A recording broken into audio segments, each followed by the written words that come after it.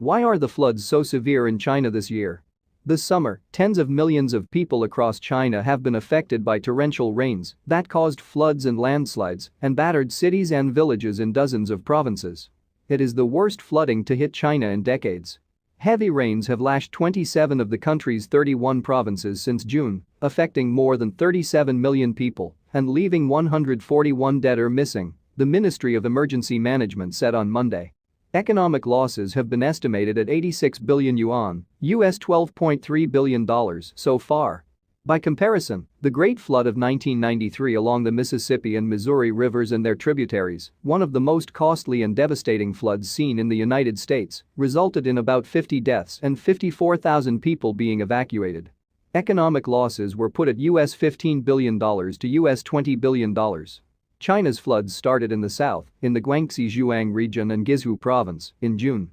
Heavy rains have since wreaked havoc across large swathes of the country, including Jiangxi province in the east, Anhui in the southeast, and Hubei in the center, with the emergency response for flood control raised to its highest level in some places.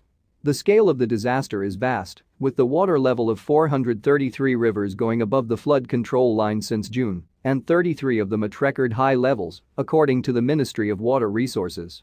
In some of the hardest-hit areas such as Jiangxi, levees have collapsed and houses have been destroyed, reminding stranded locals of the devastating floods in 1998 that killed more than 3,000 people and left 15 million homeless. "We're on higher ground, so we did not expect the floods to be so serious, but the water rushed in, and I had to take a car to my shop to pack up," said Ping Ping, a porcelain shop owner in Jingdezhen, Jiangxi. Why are this year's floods so severe? China has perennial flooding in summer, but a combination of climate reasons and human behavior have contributed to a longer than usual duration and incessant rainfall in some regions. The subtropical high-pressure system over the western North Pacific was strong this year, said Song Lianchen, a meteorologist with the National Climate Center. Its intersection with cold air has led to continuous heavy rainfall in the Yangtze River basin. Another reason was global warming, he said.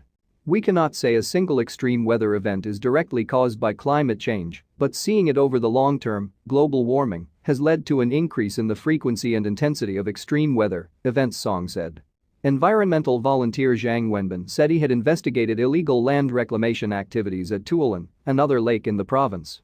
He said some of the projects around the lake were still underway last year, even though they had been ordered to stop by environmental inspectors from Beijing. "There are many similar cases," Zhang said, adding that Tuolin Lake had also shrunk in size, reducing its storage capacity for floodwaters.